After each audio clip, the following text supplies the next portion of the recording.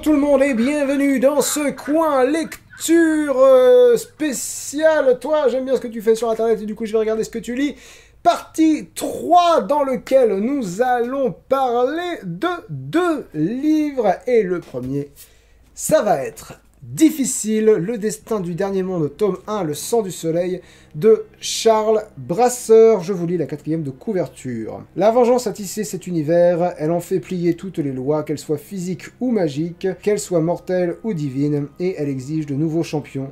Qu'ils résistent tant qu'ils peuvent, ils demeureront la proie de sa rage infinie. Un événement sanglant lacère le dernier monde et ravive les braises laissées par les précédentes guerres. Les tensions s'exacerbent, la confiance s'érode et l'ombre s'étend. Un seigneur du feu tourmenté sans avenir, une paria curieuse en quête de son passé, et un paladin indécis sur sa place dans le présent. 3 vies jetées en pâture à la rage d'un monde qui réouvre de vieilles cicatrices. 3 destins liés à celui du dernier monde. Charles Brasseur, vous le connaissez peut-être mieux sous le nom de Pyron. C'est la personne qui, comment dirais-je, qui modère, voilà, c'est le mot que je cherche.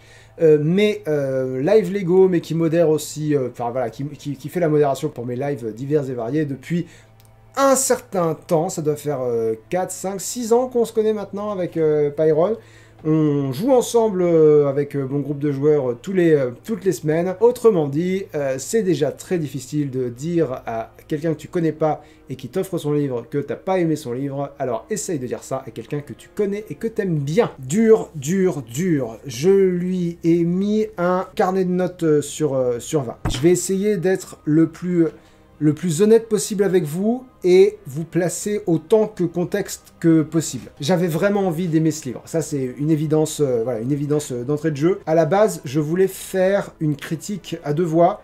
C'est-à-dire qu'il y a Yumeka, qui est une autre modératrice sur mes différentes chaînes, sur mes différents supports, notamment sur le Discord Link the Sun, dont vous pouvez trouver un lien dans la description. Yumeka a lu son livre et l'a vraiment beaucoup aimé. Elle est vraiment au point qu'elle a imprimé en 3D certains personnages qu'elle a fabriqués sur Aeroforge, je crois. Elle a vraiment beaucoup aimé. Elle avait quelques retenues, mais dans l'ensemble, voilà, gros coup de cœur. Je voulais à la base faire cette critique en donnant mon avis et en le modérant avec le sien, c'est-à-dire lui dire toi qu'est-ce que t'as aimé, moi j'ai pas aimé, pourquoi, voilà. Bon, ça c'est pas fait parce que problème d'organisation, et du coup je me retrouve seul à donner un avis que j'ai vraiment pas envie de vous donner, parce que j'ai pas aimé et j'ai vraiment pas aimé, et pour des raisons qui me semblent très objectives, quoi. Et en plus, Pyron a travaillé pendant 7 ans sur ce livre. Et malheureusement, ça se voit, ça se sent. Et là, c'est mon avis. Et vous vous rappelez, il y a 2 semaines, je vous disais, le livre de l'une d'entre vous, j'étais très tiède à l'idée d'en dire du mal parce que ça m'a fait revoir ma position sur qui je suis pour donner des conseils, quoi. S'il y a des gens qui aiment bien. Et là, je me dis,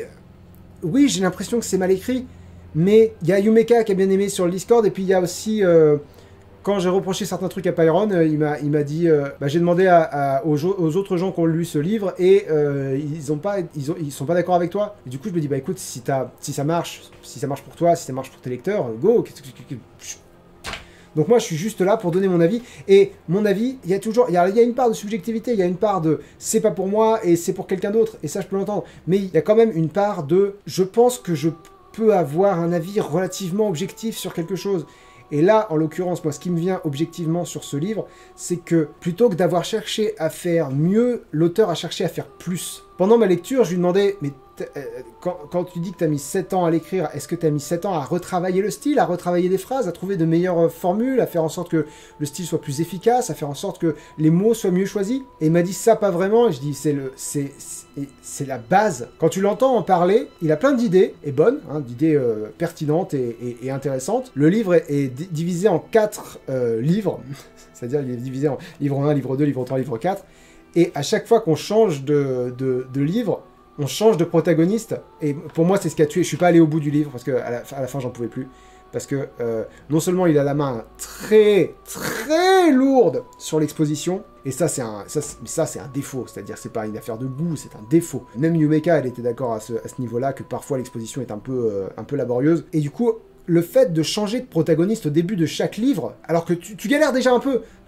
peu, à lutter contre ouais bon, doucement le lore de ton univers, là je suis sûr que c'est passionnant, mais rends ça passionnant. Fais-le moi vivre ton univers plutôt que de me l'exposer comme ça, que de me le dire, oui, il y a eu tel machin, tel truc, il parlait telle langue était née dans telle région, c'était la langue que parlait tel ou tel machin. Je dis, ça crée pas une profondeur, ça crée pas une atmosphère, et ça crée pas un univers. Et autant, des fois ça passe, des fois il se passe des trucs qui font, qui fusent, quoi. Des fois il se passe des trucs qui, quand ça passe, c'est bien, mais c'est très rare. Et le fait de changer de protagoniste au début de chaque livre, ça fait table rase de ton attention, ton implication en tant que lecteur dans l'histoire. À chaque fois qu'on change de livre, il faut recommencer du début. C'est-à-dire que la montagne qui était déjà hyper fastidieuse à monter, eh ben tu la recommences au début. Je lui ai dit, ça aurait sans doute été plus pertinent de faire ce que tout le monde fait depuis, enfin ce que j'ai vu tous les livres faire. S'il y a 3 histoires qui se passent en même temps, s'il y a 3 héros dont tu veux raconter l'histoire en même temps, raconte-la en montage parallèle, pour emprunter une métaphore du monde cinématographique. Raconte-la en même temps, c'est-à-dire que chapitre 1, on suit un personnage, chapitre 2, on suit un autre personnage, chapitre 3, c'est dans le Trône de Fer, il fait comme ça. Dans l'Antidote Mortel, que j'ai lu il y a 2 mois, elle fait comme ça. Le problème, c'est qu'il pouvait pas faire ça parce que le développement des 3 personnages est très similaire. Là, c'est un point sur lequel on n'est pas d'accord avec Yumeka. Elle a dit quand même il y a des différences. Moi, je dis oui, exactement. C'est-à-dire que c'est pareil avec des différences. C'est pas des histoires complètement différentes. C'est-à-dire que le premier... c'est un fils de roi qui est je me permets des raccourcis, c'est pas vraiment roi, c'est pas, mais bon bref, c'est un fils de roi qui veut pas devenir roi, mais forcé par son père et forcé par les événements, il va devoir apprendre à maîtriser un pouvoir qui est dans sa famille, il va suivre l'enseignement de son maître d'armes, et à un moment donné, il se passe quelque chose de terrible et il doit partir à l'aventure. Le deuxième personnage qui s'appelle Neis et qui est apparemment le personnage principal. Du coup, pourquoi est-ce qu'elle est introduite dans le livre 2 ? Je ne sais pas, je ne comprends pas. Elle est orpheline, elle a été élevée par une autre personne. Elle veut maîtriser un pouvoir qu'elle ne devrait pas pouvoir maîtriser parce qu'elle est la fille de créatures plus ou moins maléfiques, plus ou moins liées à la magie noire ou le côté obscur de la force. Quand elle commence à maîtriser ses pouvoirs, elle fait quelque chose de terrible et du coup elle doit partir. Le troisième, c'est un paladin qui a une amoureuse et il découvre une créature et suite à ça, il se passe quelque chose de terrible mais à plus petite échelle. Je peux pas vous spoiler donc j'évite de trop en dire. Mais voilà, globalement, à chaque fois, il y a des gens qui meurent, il y a des gens qui meurent, il y a des gens qui meurent. Et du coup, il remet en cause l'éducation qu'il a eue. Et quand j'ai vu que le 4e livre s'ouvrait encore sur quelqu'un d'autre, je me dis, ah c'est bon, allez, merde, c'est bon. C'est bon. J'avais complètement laissé tomber l'histoire. Ce qui arrive à Pyrrhon, j'étais investi un peu dedans. Mon investissement s'est étiolé avec la lecture des 2 autres livres, des livres 2 et 3. Et alors, ce qui arrivait à Neis et ce qui arrivait à Didier Paladin, j'ai oublié son nom, dans le 3e tome, dans le 3e livre, je n'en avais rien à foutre. Au bout d'un moment, je voulais que ça avance. Et ça n'avance pas, parce qu'on est toujours en train de d'écrire. Et tu sens qu'il y a eu un travail enfin, il y a eu 7 ans de travail, quoi. Tu le sens qu'il y a eu 7 ans de travail sur l'univers, sur chaque ville a une histoire, voilà. Et quand tu l'entends parler lui, tu dis oui, changement sur le monomythe, j'ai eu envie de créer mes personnages en miroir l'un de l'autre, tant au niveau des couleurs qu'au niveau des sentiments. Et quand tu l'entends parler, tu dis oui, mais la base n'y est pas. T'as travaillé 7 ans sur peaufiner quelque chose qui n'était pas fait à la base. T'es en train de régler le L, le M et le N quand t'avais pas réglé le ABC. Et je dis ça, mais c'est toujours que mon avis, mais c'est vraiment mon avis, quoi. C'est vraiment... Le style est maladroit. J'ai pas noté beaucoup d'exemples parce que ça me fait chier, quoi. Parce que c'est vraiment quelqu'un que j'aime bien. Il y a un exemple, j'ai noté un exemple. Un exemple pour donner une idée du style maladroit, c'est, en parlant de Pyrrhon, son corps était svelte à la frontière du maigrichon, proche même du squelettique. Svelte, c'est un peu fin, maigrichon, c'est un petit peu plus fin, squelettique, c'est maladif. Il n'y a pas beaucoup de mots plus forts que squelettique pour décrire la maigreur de quelqu'un. Donc j'ai noté, son corps était svelte à la frontière du maigrichon, proche même du squelettique, son café était tiède, presque froid, proche du glacial. Démerde-toi. Si tu veux dire qu'il était fin, dis il était fin, pas svelte à la frontière du maigrichon, proche même du squelettique. Et ça c'est une phrase. Et presque tout le temps comme ça. Le style aurait dû être retravaillé et ça se sent que cet aspect de l'écriture a été, j'allais dire négligé, c'est un mot fort, mais par rapport aux autres parties sur lesquelles il y a eu énormément de travail, cette partie-là, oui, a été négligée en comparaison, si vous voulez. Du coup, c'est difficile, parce que je sais qu'il travaille sur la partie 2, et dont il dit en rigolant qu'elle va prendre 7 ans. Le truc, c'est que ce que je lui ai dit aussi, t'as mis 7 ans à l'écrire, on va pas mettre 7 ans à le lire. On prend pas le temps de s'ennuyer de certains personnages, de se poser des questions sur certains personnages, genre est-ce que ça suit parfaitement le monomythe ou est-ce qu'il manque un élément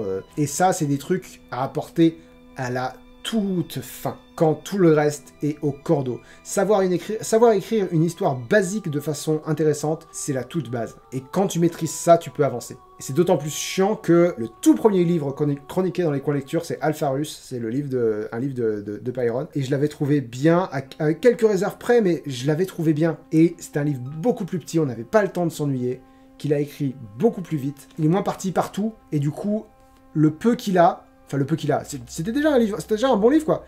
Et ce qui avait fonctionné, à quelques réserves près. Donc ouais, la raison pour laquelle je lui ai mis un carnet de notes sur 20, c'était parce que il a noté toutes ses idées, et toutes ses idées ont fini dans le livre, et ses idées sont bonnes, mais au bout d'un moment, ton roman, c'est pas un carnet de notes, c'est un roman, c'est un livre, c'est une histoire. À trop vouloir analyser l'histoire, t'as oublié de nous la... Enfin, t'as oublié. C'est toujours que mon avis, il peut ne pas correspondre à l'avis des autres lecteurs de ce livre, c'est pas pour ça que je vais pas donner mon avis. Rends l'histoire vivante, quoi. Rends l'histoire... Quand tu m'as expliqué que Neis était inspiré de quelqu'un qui existe vraiment, je me dis, c'est quand même incroyable que ça m'ait jamais sauté aux yeux, que je me sois jamais... Parce que pour moi, Neis, mais c'est vraiment un personnage, quoi. C'est vraiment un pion. Maintenant, femme du récit. Jamais je me suis senti investi émotionnellement dans le personnage de Neis, alors que c'est un personnage qui existe vraiment. Ça manque d'humanité, ça manque de sang, quoi, de sang humain, ou de sève, ou de... Un truc qui fait que ça vit, quoi. C'est construit, mais ça vit pas. Voilà, je pense que c'est une bonne métaphore. Et ça me fait vraiment chier. J'aurais préféré vous dire c'est génial, foncez, mais c'est pas ce que je pense. Et je pense que l'honnêteté, c'est important aussi. Pour tout le monde, voilà. Mais je vais quand même vous le recommander parce que c'est un travail de dingue, et puis que, je vous ai dit, Yumeka a été très fan. Donc, il y a des gens qui sont très fans. Donc, découvrez-le, c'est de la grosse, c'est de la SF, c'est de la fantasy, avec un lore très développé. Si vous n'avez pas peur de l'exposition, et si au contraire, c'est vraiment votre kiff de découvrir un monde, ça peut être votre... par exemple, si vous êtes du genre à lire les manuels de jeux de rôle dans le détail pour tout connaître sur l'univers sur un univers voilà, fantastique, bah, ça peut être votre cam. Voilà. Désolé. Et deuxièmement, pour cette troisième partie du coin lecture de juillet, Caméra Obscura, voyage dans les mystères du cinéma de François Terrel, que vous connaissez peut-être pour sa chaîne YouTube, Le Fossoyeur de Films. Est-ce que j'essaie de l'imiter comme j'ai essayé d'imiter les nonnes en échouant pathétiquement? Je vais essayer. Ce moment où, face à une œuvre d'art, on ne comprend pas, et où on ne veut pas comprendre, où, faute d'expliquer, de décortiquer, on veut avant tout évoquer, ressentir, quand cette incompréhension devient une ouverture sur l'ailleurs, sur la possibilité d'autre chose.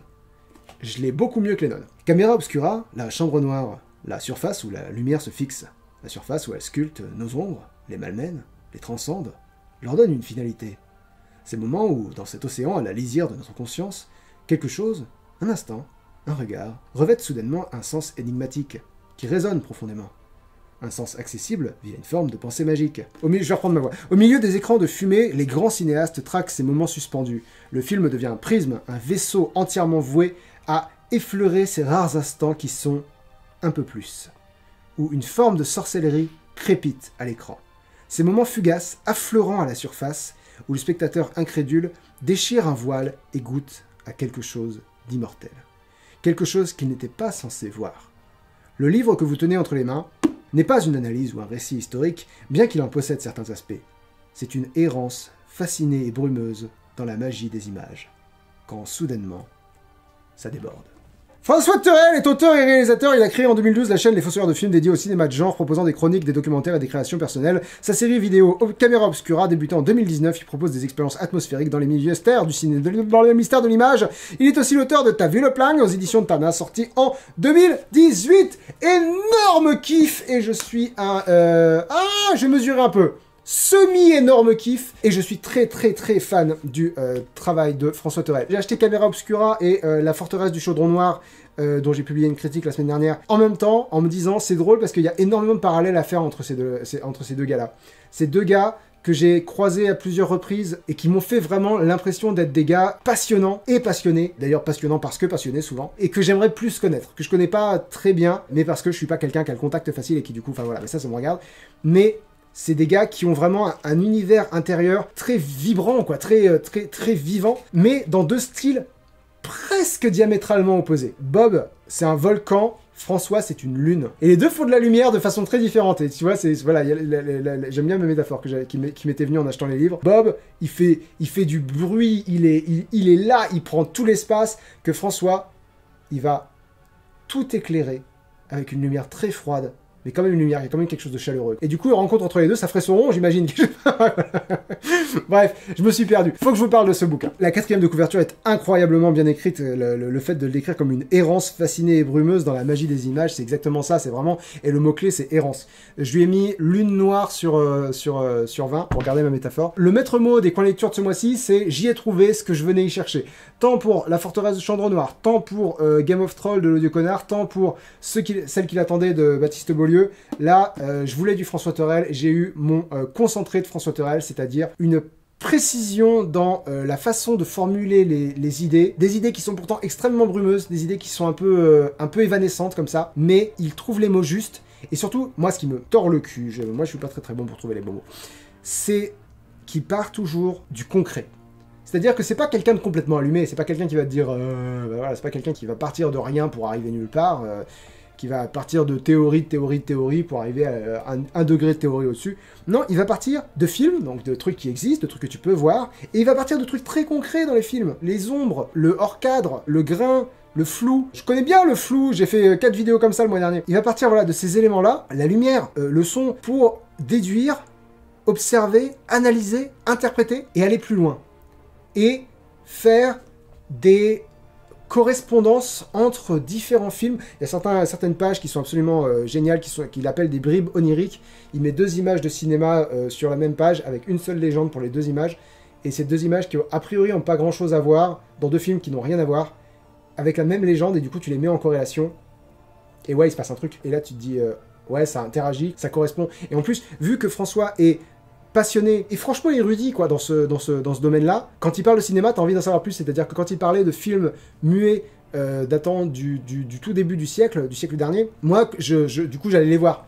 J'allais, genre, la transformation de la métamorphose du papillon, voilà, je suis allé regarder ce que c'était, et j'ai une fascination pour ces trucs-là, pour ce début du cinéma, voir ce qu'ils essayaient de faire avec un enthousiasme, il kiffait découvrir de nouvelles choses, découvrir une nouvelle façon de s'exprimer, de capturer les images, et pas de faire mentir les images, mais de leur faire dire autre chose, quelque chose. J'ai pris une liste énorme de tous les livres, de tous les films que ce livre m'a donné envie d'aller voir. Et alors, la toute petite retenue que j'ai, c'est que tout le temps, ça va être un guide bienveillant, mais souvent, il va bien faire son taf de guide, c'est-à-dire qu'il va t'exposer, parce qu'il va te parler de films que t'as pas vus, ça c'est obligatoire, mais il va te placer le contexte, et puis il va t'accompagner là-dedans. Mais alors, des fois, que ce soit parce qu'il peut pas, ou que ce soit parce que le sujet va pas t'intéresser plus que ça, en l'occurrence, pour ma part en tout cas, parfois, il va aller quelque part et tu vas pas le suivre. Et là, il va y avoir une déconnexion qui va se faire. Typiquement, quand il commence à parler de mysticisme un peu trop poussé, je pense au chapitre sur les films maudits, où là, c'est allé un petit peu loin pour moi, ou quand il parle des Sopranos, par exemple. Non, meilleur exemple, quand il parle de Twin Peaks,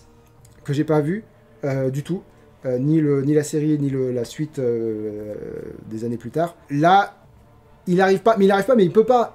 Tu peux pas expliquer, évoquer et mettre ton lecteur dans l'état d'esprit d'un gars qui a vu la série, qui a expérimenté la série, parce que Twin Peaks c'est une série qu'il faut vivre, plus qu'il ne faut la regarder. Du coup c'est des réserves, mais c'est des réserves que peut-être il n'y avait pas le choix qu'il y ait. Ces réserves à part, ça se bouffe, vraiment ça s'apprécie, ça se vit, c'est un vrai kiff. J'ai écrit, des fois t'as de très courts, parce que la plupart des chapitres sont un petit peu longs, parce qu'il évoque plusieurs films et met en parallèle plusieurs films, mais t'as des fois des chapitres qui sont vraiment coup de poing. J'ai noté page 71 et je vais vous lire le chapitre en entier parce qu'il est court. Donc le chapitre s'appelle « Un film n'est pas un film », avec une petite citation, il y a beaucoup de petites citations. « Le cinéma, c'est un art de laisser revenir les fantômes », disait le philosophe Jacques Derrida dans l'étrange film britannique Ghost Dance 1983, 3 points de suspension. Je vais dire un truc avant d'oublier. Si vous avez vu la série Camera Obscura sur sa chaîne YouTube, il y a des parallèles qui se font forcément. J'ai regardé, il y a certaines tournures de phrases qui se retrouvent, mais c'est une autre expérience. Vous pouvez tout à fait lire le livre en ayant déjà vu la série. Le développement d'une pellicule est déjà une apparition au sein du néant. Il n'y avait rien, puis, par un phénomène, entre parenthèses Hall, fermez la parenthèse chimique, une image va imprégner une surface, une image qui est le retour d'un moment vécu et dissipé. Allons un peu plus loin. Tentez une expérience. Prenez une bobine, une VHS ou un DVD et demandez à quelqu'un s'il s'agit ou non d'un film. Pour répondre, la personne examinera sans doute ce qui y est imprimé sur la pellicule en l'orientant vers l'ampoule la plus proche, ou visionnera la VHS et le DVD pour s'assurer de ce qu'ils contiennent. L'éventuel film en question, d'autres images ou un espace vierge. Sauf que tout ça est inutile. Sans rien vérifier, on peut affirmer sans scier que cette bobine, cette VHS et ce DVD ne sont pas des films. Ils n'en seront jamais. Cette bobine, cette VHS et ce DVD sont des supports qui contiennent la possibilité de film. Parce qu'un film est ce qu'on appelle un objet temporel. Ce qui signifie que contrairement à un tableau ou à une photographie par exemple, il existe uniquement à travers son déroulé, à travers l'expérience qui en est faite. Quand un film n'est pas projeté, que personne à travers le monde ne le regarde, son dispositif existe. Ses photogrammes, pris séparément, ou les données numériques qui le composent. Toutefois, l'œuvre en tant que telle, dans son intégrité, n'existe plus. Elle est littéralement hors du temps. Elle n'existe qu'à travers le souvenir qu'on en a. Un film n'est pas un film. Un film est une créature qui s'extrait du néant, puis y rebascule. Encore et encore et encore. Laisser revenir. Et pourtant c'est limpide, hein. C'est un truc que tu aurais pu appréhender tout seul, mais pas du tout quoi. J'avais jamais eu cette réflexion. C'est voilà, je sais pas quoi vous dire de plus. Ça a été un kiff monumental et j'ai écrit ce bouquin est quotable à l'infini, donc citable à l'infini. Il y a des phrases, mais vraiment des phrases, tu sais. Prises isolément, elles sont brillantes. Si vous êtes fan de la chaîne, foncez, vous n'avez aucune raison de pas le lire, il est brillant. Je ne vais pas vous expliquer pourquoi j'ai mis une nouvelle lune ou un soleil noir, ou à la base je voulais pas une éclipse, je voulais un soleil noir, voilà, c'est ça que je voulais. Parce qu'il y a toute cette dualité entre l'ombre et la lumière aussi. Faire la lumière sur l'ombre pour voir la face cachée du cinéma, enfin la face cachée aux yeux de tous finalement du cinéma. Je pense que j'ai été suffisamment clair sur ce que j'en pense. Ça a été un vrai kiff et je vous le recommande très très fort. On se donne rendez-vous la semaine prochaine pour terminer ce coin lecture spécial. Je te connais d'internet, mais j'ai appris que tu écrivais des livres ou un livre, donc je vais jeter un œil avec Le Roi n'avait Paris de Guillaume Meurice et Les couilles sur la table, la synthèse, on va dire ça, le bilan du podcast éponyme de Victoire Tuaillon. Merci à tous pour votre attention et à la semaine prochaine. Ciao!